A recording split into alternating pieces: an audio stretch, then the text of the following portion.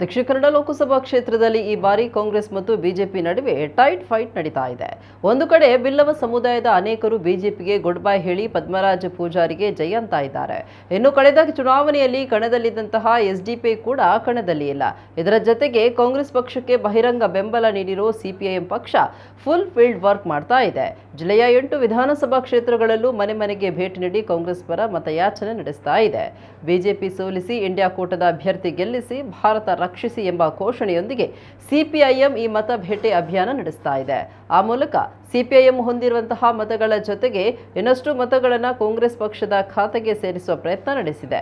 ಈ ಬಗ್ಗೆ ಮಾತನಾಡಿದ ಸಿಪಿಎಂ ಪಕ್ಷದ ಮುಖಂಡ ಬಿಎಂ ಭಟ್ ಅವರು, ಸಿಪಿಎಂ ಪಕ್ಷ ಚುನಾವಣಾ ಪ್ರಚಾರ ಕಣಕ್ಕೆ ಇಳಿದಿದೆ.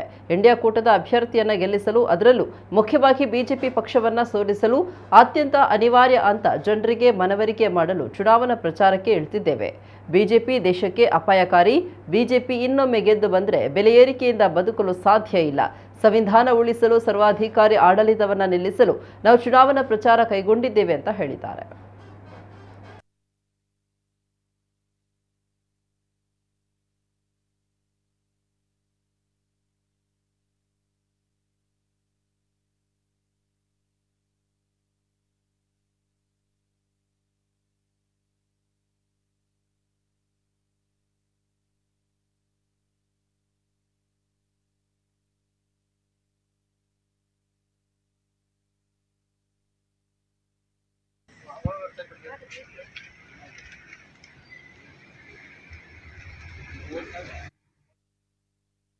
ಜಿಲ್ಲೆಯ ಪ್ರಶ್ನೆ ಬಂದಾಗ ಇಲ್ಲಿ ಉದ್ಯೋಗಗಳ ಪ್ರಶ್ನೆ ಇಲ್ಲ, ಜನರಿಗೆ ಉದ್ಯೋಗ ಇಲ್ಲ, ಶಿಕ್ಷಣ ಫುಲ್ಲು ಲಾಬಿ ದೊಡ್ಡ ರೀತಿಯಲ್ಲಿ ವ್ಯಾಪಾರಸ್ಥರ ಹತ್ತಿರ ಹೋಗಿದೆ.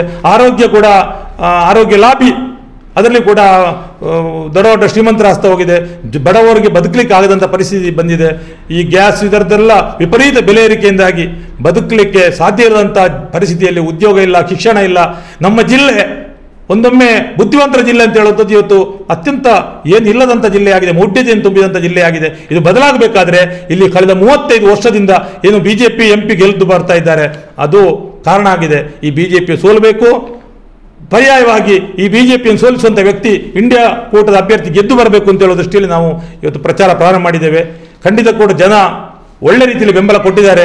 ಜನರಿಗೆ ಕೂಡ ಆ ಭಾವನೆ ಇದೆ, ಖಂಡಿತಕ್ಕೂ ಈ ಸಾರಿ ಸೋಲಿಸಬೇಕು, ಬಿಜೆಪಿ ಸೋಲ್ಬೇಕು, ಬದಲಿಗೆ ಇಂಡಿಯಾ ಒಕ್ಕೂಟದ ಸರ್ಕಾರ ಇಲ್ಲಿ ನಮ್ಮ ದೇಶದಲ್ಲಿ ಬರಬೇಕು ಅಂತ ಹೇಳೋ ದೃಷ್ಟಿಯಲ್ಲಿದ್ದಾರೆ ಅಂತ ಹೇಳುವಂಥದ್ದನ್ನು ನಾನು ಈ ಸಂದರ್ಭದಲ್ಲಿ ಜನರಿಗೆ ಹೇಳ್ತಾ ಇರುವಂಥದ್ದು.